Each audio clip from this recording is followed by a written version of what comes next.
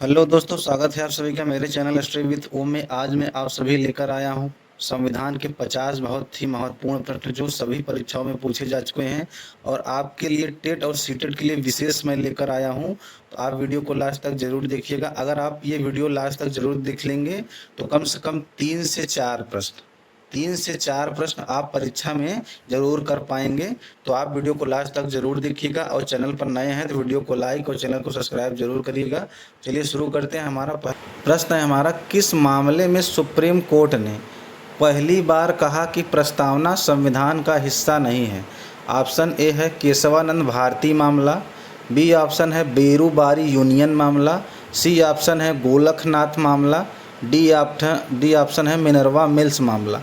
तो दोस्तों इस प्रश्न का सही उत्तर हो जाएगा बेरूबारी यूनियन मामला।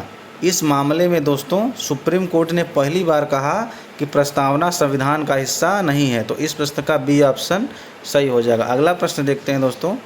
प्रश्न नंबर 2 है हमारा, संविधान सभा की संघ शक्ति समिति के अध्यक्ष कौन थे?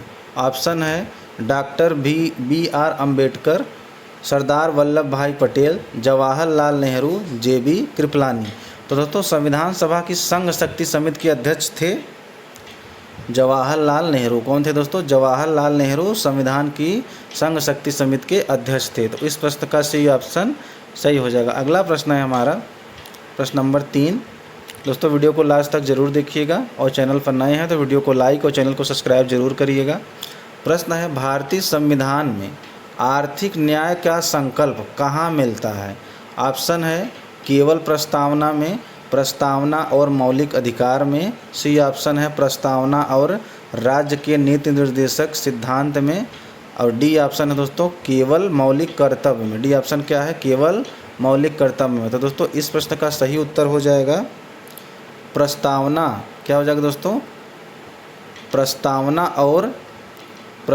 और राज्य के नीति निर्देशक सिद्धांत में। ठीक है, भारतीय संविधान में आर्थिक न्याय का संकल्प कहाँ मिलता है? प्रस्तावना और राज्य के नीति निर्देशक सिद्धांत में। तो इस प्रश्न का सही ऑप्शन सही हो जाएगा। दोस्तों वीडियो को लास्ट तक जरूर देखिएगा और चैनल पर नए हैं तो वीडियो को लाइक और चैनल को सब्सक्राइब जरूर करिएगा। प्रश्न है हमारा, किस अनुच्छेद के तहत राष्ट्रपति अंतर्राज्यीय परिषद का गठन कर सकते हैं? ऑप्शन है अनुच्छेद 262, बी ऑप्शन है अनुच्छेद 263, सी ऑप्शन है अनुच्छेद 280 और डी ऑप्शन है अनुच्छेद 300। तो दोस्तों इनमें से कौन सा उत्तर सही हो जाएगा? तो होगा दोस्तों अनुच्छेद 263। अनुच्छेद 263 में के तहत राष्ट्रपति अंतर्राज्यीय परिषद का गठन कर सकते हैं। तो इस प्रश्न का बी ऑप्शन सही हो जाएगा। अगला प्रश्न है हमारा प्रश्न नंबर 5 है,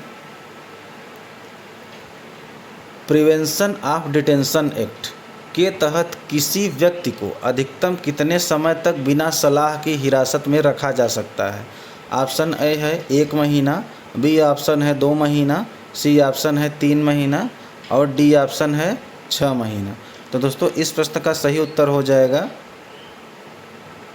3 महीना। क्या उत्तर हो जाएगा सही दोस्तों? 3 महीना सही उत्तर हो जाएगा। 3 महीने तक प्रिवेंशन ऑफ डिटेंशन एक्ट के तहत किसी व्यक्ति को अधिकतम 3 महीने के लिए हिरासत में रखा जा सकता है। तो इस प्रश्न का सही ऑप्शन सही हो जाएगा। अगला प्रश्न देखते हैं दोस्तों। प्रश्न नंबर 6 है हमारा, संविधान के किस संशोधन द्वारा सहकारी समितियों को संवैधानिक दर्जा दिया गया? ऑप्शन ए है 42वां संविधान संशोधन, 44वां संशोधन, 91वां संविधान संशोधन, 97वां संविधान संशोधन। तो दोस्तों इस प्रश्न का सही उत्तर हो जाएगा 97वां संविधान संशोधन। इस संशोधन के द्वारा सहकारी समितियों को संवैधानिक दर्जा दिया गया था। तो इस प्रश्न का डी ऑप्शन सही हो जाएगा। दोस्तों बहुत ही इंपॉर्टेंट प्रश्न है, आप वीडियो को लास्ट तक जरूर देखिएगा और चैनल पर नए हैं तो वीडियो को लाइक और चैनल को सब्सक्राइब जरूर करिएगा। अगला प्रश्न है, 6वीं अनुसूची के प्रावधान किन राज्यों पर लागू होते हैं? तो दोस्तों 6ठी सूची के प्रावधान किन राज्यों पर लागू होते हैं? ऑप्शन है असम, मेघालय, त्रिपुरा और मिजोरम। बी ऑप्शन है मणिपुर, नागालैंड, मेघालय और असम। सी ऑप्शन है असम, सिक्किम, त्रिपुरा और मिजोरम और डी ऑप्शन है अरुणाचल प्रदेश, नागालैंड, असम और त्रिपुरा। तो दोस्तों 6वीं अनुसूची के प्रावधान असम, मेघालय, त्रिपुरा और मिजोरम पर लागू होते हैं। ठीक है, तो इस प्रश्न का ए ऑप्शन सही हो जाएगा। अगला प्रश्न है हमारा प्रश्न नंबर 8। बहुत ही इंपॉर्टेंट सवाल आ रहे हैं दोस्तों। प्रश्न है अवशिष्ट शक्तियाँ का सिद्धांत किस देश के संविधान से लिया गया है। तो दोस्तों अवशिष्ट शक्तियों का सिद्धांत किस देश से लिया गया है। ऑप्शन ए है अमेरिका, बी है कनाडा, सी है ऑस्ट्रेलिया और डी है आयरलैंड। तो दोस्तों अवशिष्ट शक्तियाँ कहाँ से लिया गया था, तो वह लिया गया दोस्तों कनाडा से। कनाडा के संविधान से लिया गया था अवशिष्ट शक्तियाँ। तो इस प्रश्न का बी ऑप्शन सही हो जाएगा। अगला प्रश्न देखते हैं दोस्तों। प्रश्न नंबर 9 है हमारा। अनुच्छेद 352 के तहत राष्ट्रीय आपातकाल की घोषणा कितने समय के भीतर संसद की स्वीकृति मिलना अनिवार्य है। बहुत इंपॉर्टेंट सवाल है दोस्तों।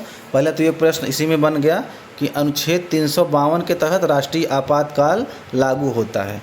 ठीक है, और फिर उसी में प्रश्न है अनुच्छेद 352 के तहत राष्ट्रीय आपातकाल की घोषणा को कितने समय के भीतर संसद की स्वीकृति मिलना अनिवार्य है। तो ऑप्शन है ए है 15 दिन, बी ऑप्शन है 1 महीना, सी ऑप्शन है 2 महीना और डी ऑप्शन है दोस्तों 6 महीने। क्या है दोस्तों 6 महीने। तो इस प्रश्न का सही उत्तर हो जाएगा दोस्तों 1 महीने। क्या हो जाएगा दोस्तों 1 महीने के अंदर संसद की स्वीकृति मिलना अनिवार्य है। तो इस प्रश्न का बी ऑप्शन सही हो जाएगा। अगला प्रश्न है दोस्तों प्रश्न नंबर 10। बहुत इंपॉर्टेंट सवाल है दोस्तों। लोक लेखा समिति पब्लिक अकाउंट्स कमेटी में कुल कितने सदस्य होते हैं। दोस्तों ऑप्शन है 15 सदस्य, 22 सदस्य, 30 सदस्य या 45 सदस्य। तो दोस्तों लोक लेखा समिति में कितने सदस्य होते हैं, तो उसमें होते हैं दोस्तों 22 सदस्य। कितने सदस्य होते हैं दोस्तों लोक लेखा समिति में 22 सदस्य।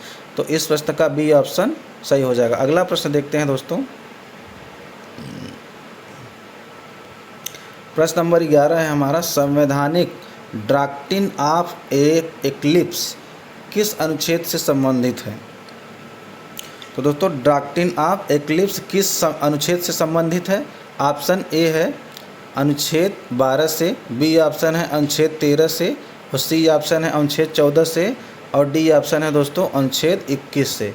तो दोस्तों इस प्रश्न का सही उत्तर हो जाएगा अनुच्छेद 13 से। किससे संबंधित दोस्तों, अनुच्छेद 13 से संबंधित है संविधान का डॉक्ट्रिन ऑफ एक्लिप्स अनुच्छेद। तो ठीक है, इस प्रश्न का बी ऑप्शन सही हो जाएगा। अगला प्रश्न देखते हैं दोस्तों अगर हमारे आप चैनल पर विजिट किए होते और हमारे शॉर्ट वीडियो को देखे होते तो आप इन प्रश्नों को एकदम आसानी से कर पाते। ठीक है, तो आपसे आशा करते हैं कि आप हमारे चैनल पर विजिट करेंगे और इन सभी प्रश्नों को हम शॉर्ट के रूप में अपलोड किए हैं, तो आप उनको ज़रूर देखिएगा। प्रश्न है अगला हमारा। उच्च न्यायालय के न्यायाधीशों की पेंशन किस पर भारित होती है। ऑप्शन है राज्य की संचित निधि पर, भारत की संचित निधि पर, राज्य की आकस्मिक निधि पर या लोक लेखा निधि पर। तो दोस्तों उच्च न्यायालय के न्यायाधीशों की पेंशन किस पर भारित होती है, तो होती है दोस्तों भारत की संचित निधि, भारत सरकार की संचित निधि पर भारित होती है। तो इस प्रश्न का बी ऑप्शन सही हो जाएगा। अगला प्रश्न देखते हैं दोस्तों। प्रश्न नंबर 13 है हमारा। किस अनुच्छेद के तहत संसद को नए राज्यों के गठन की शक्ति प्राप्त है। ऑप्शन ए है अनुच्छेद 1, बी ऑप्शन है अनुच्छेद 2, सी ऑप्शन है अनुच्छेद 3 और डी ऑप्शन है अनुच्छेद 4। तो दोस्तों अनुच्छेद 3 के तहत संसद को नए राज्यों के गठन की शक्ति प्राप्त है। तो इस प्रश्न का सी ऑप्शन सही हो जाएगा। अगला प्रश्न देखते हैं दोस्तों। प्रश्न नंबर 14 है हमारा। राष्ट्रपति द्वारा जारी अध्यादेश की अधिकतम अवधि क्या हो सकती है। बहुत इंपॉर्टेंट सवाल है दोस्तों। वीडियो को लास्ट तक जरूर देखिएगा और चैनल पर नए हैं तो वीडियो को लाइक और चैनल को सब्सक्राइब जरूर करिएगा, ताकि मेरा अगला वीडियो आप तक जरूर पहुंच सके और आप अपनी तैयारी को बेहतर कर सकें। प्रश्न है हमारा।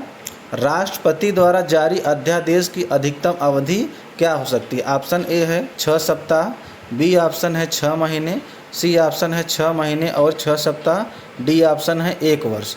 तो दोस्तों इस प्रश्न का सही उत्तर हो जाएगा 6 महीने और 6 सप्ताह। क्या हो जाएगा दोस्तों 6 महीने और 6 सप्ताह में राष्ट्रपति द्वारा जारी अध्यादेश की अधिकतम अवधि होती है। ठीक है, तो इस प्रश्न का सी ऑप्शन सही हो जाएगा। अगला प्रश्न है हमारा प्रश्न नंबर 15, बहुत इंपॉर्टेंट प्रश्न है दोस्तों। किस संशोधन द्वारा संपत्ति के अधिकार को मौलिक अधिकारों को सूची से हटाया गया? ऑप्शन ए है 42वां संशोधन, बी ऑप्शन है 44वां संशोधन, सी ऑप्शन है 52वां संशोधन और डी ऑप्शन है 61वां संशोधन। तो दोस्तों किस संशोधन द्वारा संपत्ति के अधिकार को मौलिक अधिकारों की सूची से हटाया गया था? तो वह संशोधन था दोस्तों 44वां संविधान संशोधन के द्वारा संपत्ति के अधिकार को मौलिक अधिकार की सूची से हटा दिया गया था। तो इस प्रश्न का बी ऑप्शन सही हो जाएगा। अगला प्रश्न है दोस्तों प्रश्न नंबर 16 है हमारा। संविधान सभा का संवैधानिक सलाहकार नियुक्त किया गया था। ऑप्शन ए है doctor Rajendra Prasad, BN. Rao, KM. Munshi या डॉक्टर सच्चिदानंद सिन्हा। तो दोस्तों संविधान सभा का संवैधानिक सलाहकार कौन थे? तो वह थे दोस्तों बी.एन. राव। कौन थे दोस्तों? बी.एन. राव संविधान सभा के संवैधानिक सलाहकार थे। तो इस प्रश्न का बी ऑप्शन सही हो जाएगा। अगला प्रश्न देखते हैं दोस्तों प्रश्न नंबर 17, बहुत ही इंपॉर्टेंट सवाल है दोस्तों। शून्यकाल जीरो हावर संसदीय प्रक्रिया में किस देश की देन है? ऑप्शन है अमेरिका, ब्रिटेन, भारत, स्विट्जरलैंड। तो दोस्तों शून्यकाल या जीरो हावर संसदीय प्रक्रिया में किस देश की देन है? तो वह हो जाएगा दोस्तों भारत की। भारत की देन है शून्यकाल जीरो हावर संसदीय प्रक्रिया। ठीक है, तो इस प्रश्न का सी ऑप्शन सही हो जाएगा। अगला प्रश्न है हमारा दोस्तों, बहुत इंपॉर्टेंट प्रश्न है, वीडियो को लास्ट तक जरूर देखिएगा और चैनल पर नए हैं तो वीडियो को लाइक और चैनल को सब्सक्राइब जरूर करिएगा, आपसे निवेदन है। प्रश्न है हमारा, अनुच्छेद 360 के तहत वित्तीय आपातकाल की घोषणा भारत में अब तक कितनी बार हुई है? ऑप्शन है 1 बार, 2 बार, 3 बार या कभी नहीं। तो दोस्तों अनुच्छेद 360 के तहत वित्तीय आपातकाल की घोषणा भारत में अब तक कभी नहीं हुई है। अब तक वित्तीय आपातकाल की घोषणा भारत में कभी भी नहीं हुई है। तो इस प्रश्न का डी ऑप्शन सही हो जाएगा। अब अगला प्रश्न है हमारा प्रश्न नंबर 19। सुप्रीम कोर्ट ने बुनियादी ढांचे का सिद्धांत किस वाद में दिया? ऑप्शन है ए गोलकनाथवाद, केशवानंद भारतीवाद, मिनर्वा मिल्सवाद या एस.आर. बोम्मईवाद। तो दोस्तों सुप्रीम कोर्ट ने बुनियादी ढांचे का सिद्धांत किस वाद में दिया था? तो वह दिया था दोस्तों केशवानंद भारतीवाद में। किस में दिया था दोस्तों? केशवानंद भारतीवाद में दिया था सुप्रीम कोर्ट ने बुनियादी ढांचे का सिद्धांत। तो इस प्रश्न का बी ऑप्शन सही हो जाएगा। अगला प्रश्न देखते हैं दोस्तों प्रश्न नंबर 20 है हमारा। राज्यसभा के सदस्यों का निर्वाचन किस पद्धति से होता है? ऑप्शन है ए प्रत्यक्ष मतदान, बी ऑप्शन है एकल संक्रमणीय मत द्वारा आनुपातिक प्रतिनिधित्व और सी ऑप्शन है नामांकित पद्धति और डी ऑप्शन है दोस्तों संचयी मतदान पद्धति। दोस्तों इस प्रश्न का सही उत्तर हो जाएगा एकल संक्रमणीय मत द्वारा आनुपातिक प्रतिनिधित्व। ठीक है, इस प्रश्न का बी ऑप्शन सही हो जाएगा। ठीक है, राज्यों के सदस्यों का निर्वाचन किस पद्धति से होता है? एकल संक्रमणीय मत द्वारा आनुपातिक प्रतिनिधित्व से। ठीक है, तो इस प्रश्न का बी ऑप्शन सही हो जाएगा। अगला प्रश्न है हमारा, बहुत इंपॉर्टेंट प्रश्न लेकर आया हूं दोस्तों, आप वीडियो को लास्ट तक जरूर देखिएगा क्योंकि ये सभी प्रश्न प्रीवियस ईयर क्वेश्चन में लगभग सभी एग्जामों में ये सभी प्रश्न पूछे जाते हैं। आप किसी भी एग्ज़ाम की तैयारी कर रहे हों तो आप वीडियो को लास्ट तक जरूर देखिएगा। प्रश्न है हमारा, नियंत्रक एवं महालेखा परीक्षक कैग को पद से हटाने की प्रक्रिया किसके समान है? ऑप्शन है महान्यायवादी, बी ऑप्शन है राज्यपाल, सी ऑप्शन है उच्चतम न्यायालय के न्यायाधीश और डी ऑप्शन है लोकसभा अध्यक्ष। तो दोस्तों नियंत्रक एवं महालेखा परीक्षक कैग को हटाने की प्रक्रिया किसके समान होती है?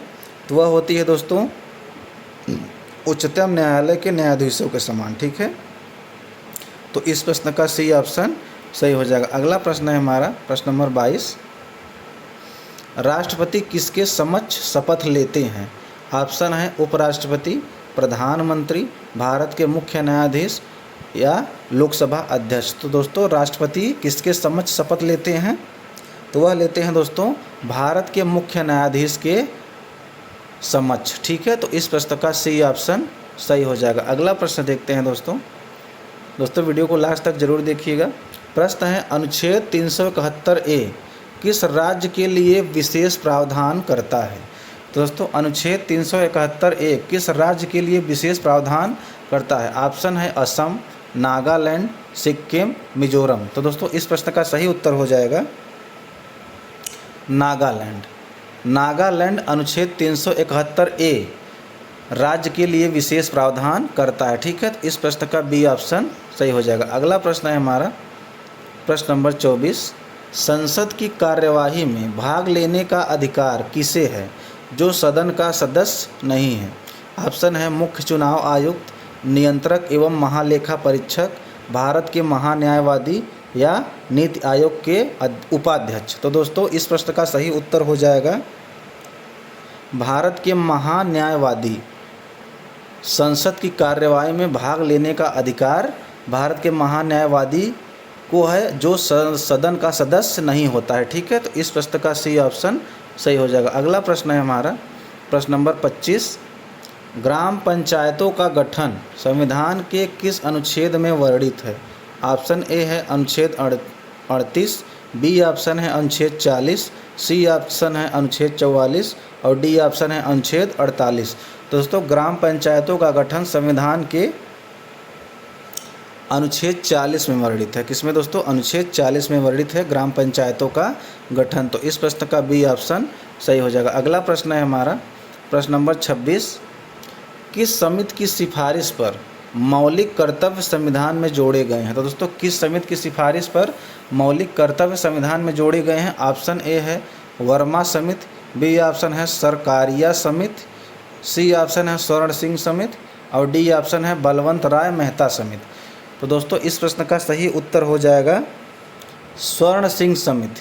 स्वर्ण सिंह समिति की सिफारिश पर मौलिक कर्तव्य संविधान में जोड़े गए। तो इस प्रश्न का सी ऑप्शन सही हो जाएगा। अगला प्रश्न है हमारा प्रश्न नंबर 27, अनुच्छेद 32 के तहत रीट जारी करने की शक्ति किसके पास है। ऑप्शन ए है केवल जिला न्यायालय, बी ऑप्शन है केवल उच्च न्यायालय, सी ऑप्शन है केवल उच्चतम न्यायालय और डी ऑप्शन है उच्च और उच्चतम न्यायालय दोनों। दोस्तों इस प्रश्न का सही उत्तर हो जाएगा डी ऑप्शन सही हो जाएगा उच्च और उच्चतम न्यायालय दोनों। ठीक है, अनुच्छेद 332 के तहत उच्च और उच्च न्यायालय दोनों के पास यह शक्ति प्रदान है। ठीक है, इस प्रश्न का डी ऑप्शन सही हो जाएगा। अगला प्रश्न देखते हैं दोस्तों, प्रश्न नंबर 28 है हमारा, भारतीय संविधान का मैग्ना कार्टा किसे कहा जाता है। ऑप्शन ए है भाग 1, बी ऑप्शन है भाग 2, सी ऑप्शन है भाग 3 और डी ऑप्शन है भाग 4। तो दोस्तों भारतीय संविधान का मैग्ना कार्टा किसको कहा जाता है, तो वह कहा जाता है दोस्तों भाग 3 को। भाग 3 को भारतीय संविधान का मैग्ना कार्टा कहा जाता है। तो इस प्रश्न का सही ऑप्शन सही हो जाएगा। अगला प्रश्न देखते हैं दोस्तों, प्रश्न नंबर 29 है हमारा, लोकसभा अध्यक्ष अपना त्यागपत्र किसे देते हैं। तो दोस्तों लोकसभा अध्यक्ष अपना त्यागपत्र किसे देते हैं। ऑप्शन ए है राष्ट्रपति को, बी ऑप्शन है प्रधानमंत्री को, सी ऑप्शन है लोकसभा उपाध्यक्ष को और डी ऑप्शन है भारत के मुख्य न्यायाधीश को। तो दोस्तों लोकसभा अध्यक्ष अपना त्यागपत्र लोकसभा के उपाध्यक्ष को देते हैं। किसको देते हैं दोस्तों, लोकसभा के उपाध्यक्ष को। तो इस प्रश्न का सी ऑप्शन सही हो जाएगा। अगला प्रश्न है हमारा दोस्तों, वीडियो को लास्ट तक जरूर देखिएगा और चैनल पर नए हैं तो वीडियो को लाइक और चैनल को सब्सक्राइब जरूर करिएगा।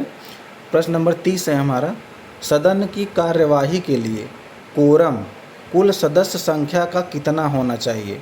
ऑप्शन है 1/5, बी ऑप्शन है 1/6, सी ऑप्शन है 1/10 और डी ऑप्शन है 1/12। तो दोस्तों इस प्रश्न का सही उत्तर हो जाएगा 1/10। क्या उत्तर सही हो जाएगा दोस्तों, 1/10 सदन की कार्यवाही के लिए कोरम पूरा करने के लिए कुल संख्या होनी चाहिए 1/10। तो इस प्रश्न का सी ऑप्शन सही हो जाएगा। अगला प्रश्न देखते हैं दोस्तों, प्रश्न नंबर 31 है हमारा, अनुच्छेद 356 राष्ट्रपति शासन का प्रयोग सर्वप्रथम कहाँ किया गया था।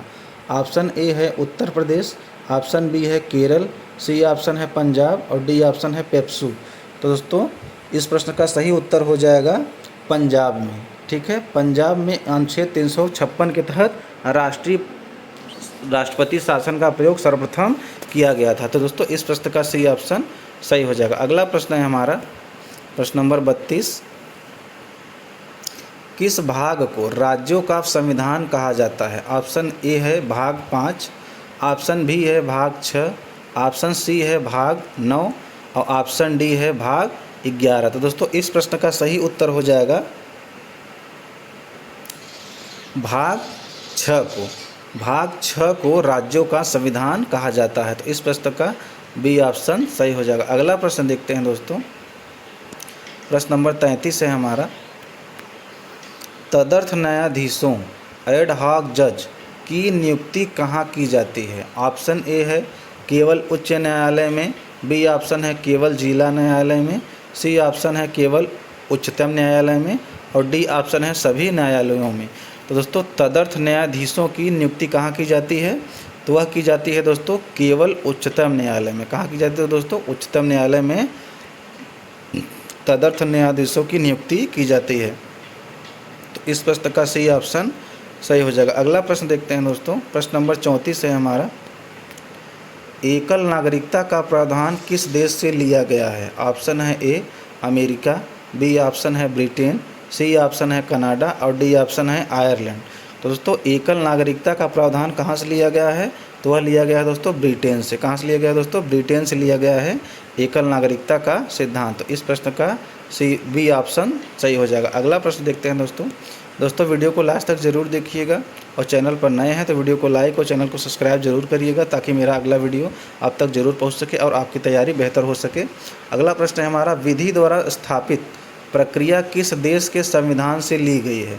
ऑप्शन ए है जापान, ऑप्शन बी है जर्मनी, ऑप्शन सी है रूस और डी ऑप्शन है दक्षिण अफ्रीका। तो दोस्तों विधि द्वारा स्थापित प्रक्रिया किस देश के संविधान से ली गई है? तो वह ली गई है दोस्तों जापान से। कहाँ से ली गई है दोस्तों? जापान से विधि द्वारा स्थापित प्रक्रिया ली गई है। ठीक है, तो इस प्रश्न का ए ऑप्शन सही हो जाएगा। अगला प्रश्न है हमारा प्रश्न नंबर 36, बहुत इंपॉर्टेंट प्रश्न है दोस्तों। संविधान सभा ने राष्ट्रीय ध्वज को कब अपनाया? ऑप्शन ए है 15 अगस्त 1947, बी ऑप्शन है 22 जुलाई 1947, सी ऑप्शन है 24 जनवरी 1950 और डी ऑप्शन है 26 जनवरी 1950। तो दोस्तों इस प्रश्न का सही उत्तर हो जाएगा 22 जुलाई 1947। 22 जुलाई 1947 को संविधान सभा ने राष्ट्रीय ध्वज को स्वीकार किया था। ठीक है, तो इस प्रश्न का बी ऑप्शन सही हो जाएगा। अगला प्रश्न देखते हैं दोस्तों, प्रश्न नंबर 37 है हमारा, बहुत ही इंपॉर्टेंट प्रश्न है। राज्यसभा किस अनुच्छेद के तहत राज्य सूची के विषय पर कानून बनाने हेतु संसद को अधिकृत कर सकती है? ऑप्शन ए है अनुच्छेद 248, ऑप्शन बी है अनुच्छेद 249, ऑप्शन सी है अनुच्छेद 250 और डी ऑप्शन है दोस्तों अनुच्छेद 252। तो दोस्तों इस प्रश्न का सही उत्तर हो जाएगा अनुच्छेद 249। अनुच्छेद 249 के तहत राज्यसभा राज्य सूची के विषय पर कानून बनाने हेतु संसद को अधिकृत कर सकती है। तो इस प्रश्न का बी ऑप्शन सही हो जाएगा। अगला प्रश्न है हमारा प्रश्न नंबर 38, परिसीमन आयोग का अध्यक्ष कौन होता है? ऑप्शन ए है गृह मंत्री, बी ऑप्शन है प्रधानमंत्री, सी ऑप्शन है मुख्य चुनाव आयुक्त और डी ऑप्शन है राष्ट्रपति। तो दोस्तों परिसीमन आयोग का अध्यक्ष कौन होता है? तो वह होता है दोस्तों मुख्य चुनाव आयुक्त। मुख्य चुनाव आयुक्त परिसीमन आयोग का अध्यक्ष होता है। तो इस प्रश्न का सी ऑप्शन सही हो जाएगा। अगला प्रश्न देखते हैं दोस्तों, प्रश्न नंबर 39 है हमारा, जिला न्यायाधीशों की नियुक्ति किसके द्वारा की जाती है? ऑप्शन है मुख्यमंत्री, राष्ट्रपति, राज्यपाल, उच्च न्यायालय का मुख्य न्यायाधीश। तो दोस्तों जिला न्यायालयों की नियुक्ति किसके द्वारा की जाती है? तो वह की जाती है दोस्तों राज्यपाल के द्वारा। किसके द्वारा दोस्तों? राज्यपाल के द्वारा जिला न्यायाधीशों की नियुक्ति की जाती है। तो इस प्रश्न का सी ऑप्शन सही हो जाएगा। अगला प्रश्न है हमारा प्रश्न नंबर 40, बहुत इंपॉर्टेंट प्रश्न है दोस्तों। संविधान की 11वीं अनुसूची में कुल कितने विषयों का उल्लेख है? ऑप्शन ए है 18, ऑप्शन बी है 22, ऑप्शन सी है 24 और ऑप्शन डी है 29। तो दोस्तों संविधान की 11वीं अनुसूची में कुल कितने विषयों का उल्लेख है? तो उसमें दोस्तों 29 विषयों का उल्लेख है। ठीक है, तो इस प्रश्न का डी ऑप्शन सही हो जाएगा। अगला प्रश्न देखते हैं दोस्तों, प्रश्न नंबर 41 हमारा बहुत इंपॉर्टेंट प्रश्न है दोस्तों। छावनी बोर्ड कंटेनमेंट बोर्ड किस मंत्रालय के अधीन कार्य करता है? दोस्तों ऑप्शन है गृह मंत्रालय, बी ऑप्शन है रक्षा मंत्रालय, सी ऑप्शन है सहकारी विकास मंत्रालय और डी ऑप्शन है संसदीय कार्य मंत्रालय। तो दोस्तों छावनी बोर्ड यानी कंटेनमेंट बोर्ड किस मंत्रालय के अधीन कार्य करता है? तो दोस्तों इस प्रश्न का सही उत्तर हो जाएगा रक्षा मंत्रालय। ठीक है, रक्षा मंत्रालय के अंतर्गत छावनी बोर्ड कार्य करता है। ठीक है, तो इस प्रश्न का बी ऑप्शन सही हो जाएगा। अगला प्रश्न है हमारा प्रश्न नंबर 42।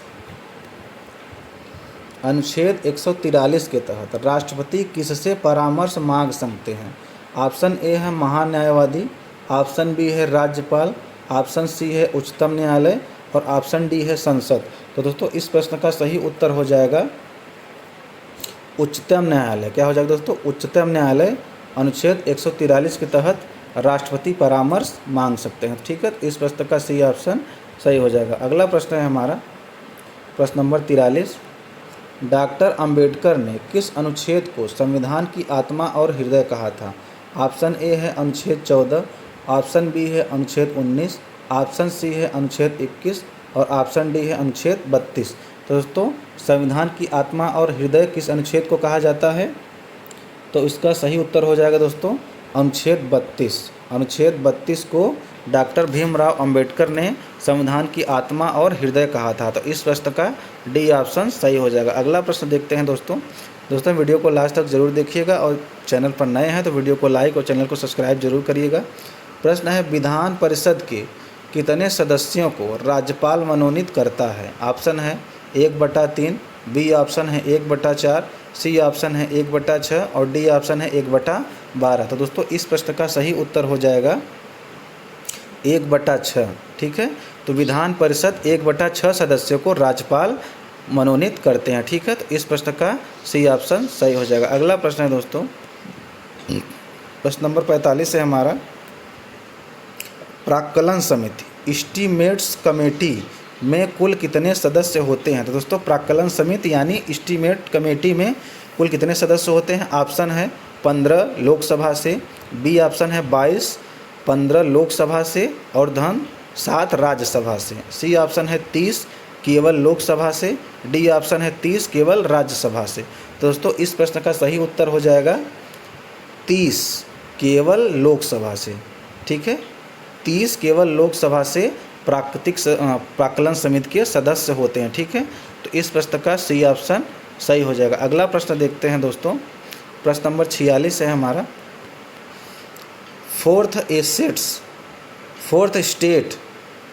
फोर्थ स्टेट किसे कहा जाता है? तो दोस्तों ऑप्शन है न्यायपालिका, कार्यपालिका, प्रेस मीडिया और विधानमंडल। तो दोस्तों फोर्थ स्टेट किसको कहा जाता है?